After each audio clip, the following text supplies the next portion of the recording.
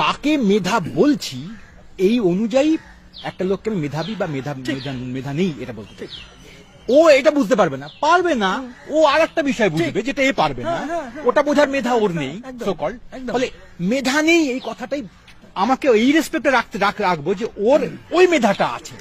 নাক লম্বা হচ্ছে সৌন্দর্যের লক্ষণ, চোখ বড়টা সৌন্দর্যের লক্ষণ, গাল ফর্সাটা সৌন্দর্যের লক্ষণ, ভুল কথা।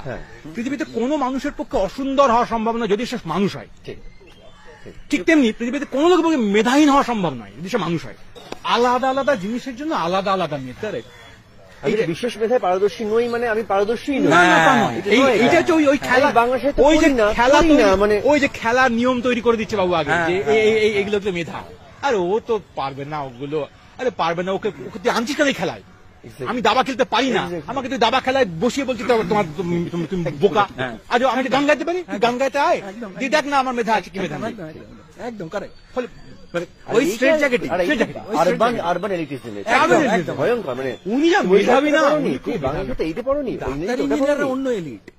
তুমি তো চাষা, কিন্তু ও যদি এটা না করে তোমার যে ডাক্তারিটা থাকবে না। এবারে এটা ইন্টারডিপেন্ডেন্ট একটা বিষয়। এবং আর একটা কথা, কেউ হঠাৎ করে এখানে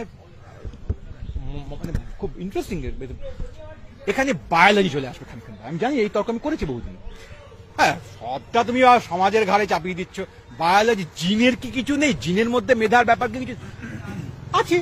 কিন্তু আমার কিছু করার নেই, আমি কি করবো? এই থাকে আমি তো করিনি, আমি যেটা করেছি সেটার জন্য আমি তাই রেসপন্সিবল। আমার জিনে যদি কোনো অন্ধকার ঢোকানো থাকে তা আমি তাতে তাই নই, আমি কি করব? তোমার সরকার, দেশ, তোমার দায়িত্ব যে আমার এই জিনে এই অন্ধকার আছে, ওই জিনে ওই আলো আছে। আলো জিন নিয়ে তুমি কোনো কথাই বলছো না, আধার জিনটা নিয়ে কেউ কথা বলছো। তোমার আলোর জিনের সঙ্গে আমি আমার আধার জিনকে কম্পিট করবো কেন? তোমার আধার জিনের সঙ্গে আমি আধার জিন কম্পিট করাও, আজব থিওরি না। তুমি তোমার কিছুতেই করতে দেবো না। যদি জিনে আমার মেধা না থাকে তো ওই মেধা, আমার কোনো দোষ নেই, তার জন্য আমি অসম্মানিত হই। আমার পরিবারে ডায়াবেটিস জেনেটিক, তো কি করবো? আমি কি করতে পারি?